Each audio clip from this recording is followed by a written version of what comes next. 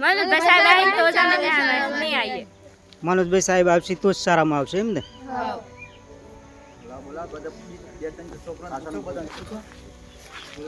બોલો. મનોજભાઈ સાહેબ આવે તો જ અમે સારામાં આવીએ.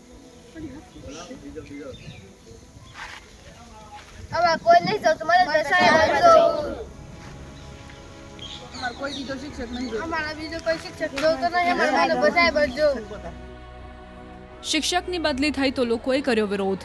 શિક્ષક અને ગ્રામજનો વચ્ચેના પ્રેમના દ્રશ્યો હિંમતનગરના રાયપુર ગામના છે. અહીંની પ્રાથમિક શાળાના શિક્ષક અને વિદ્યાર્થીઓ વચ્ચે એવો ગાઢ સંબંધ બંધાઈ ગયો કે જ્યારે શિક્ષકની બદલી થઈ તો ગામ આખું ભાવુક થઈ ગયું. બાળકો રડવા લાગ્યા.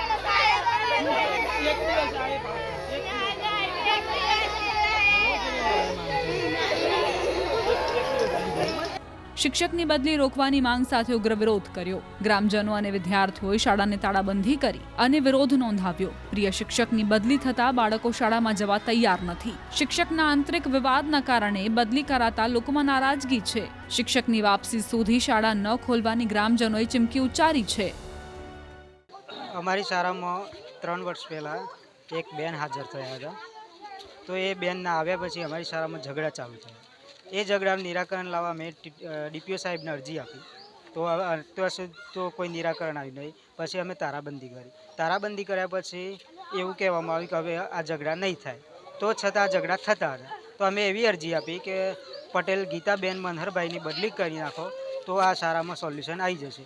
પણ ડીપીઓ સાહેબે અમારી અરજીનું નિરાકરણ લાવ્યા નહીં અને ગીતાબેનની તો બદલી કરી પણ સાથે એક નિર્દોષ શિક્ષક પટેલ મનોજકુમાર ચીમનલાલની બદલી કરી છે.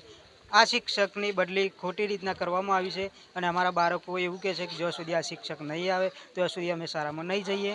એટલા માટે આ તારું મારવામાં આવ્યું છે.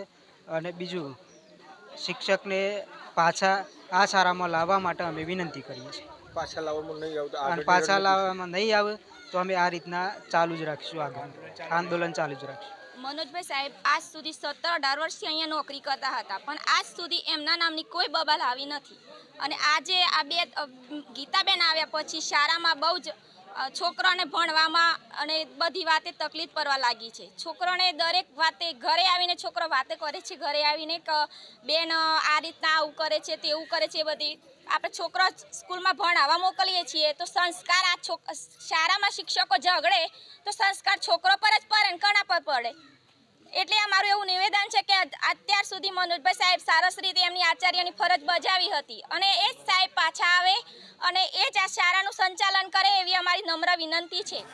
સાહેબની એટલે સતત અહીંયાની બદલી કરવામાં આવી. જો હું જેમાં સાહેબ નહીં આવતો હું અમે શાળામાં ભણવા નહીં આવીએ, ઘેર ભણી પણ શાળામાં નહીં આવીએ.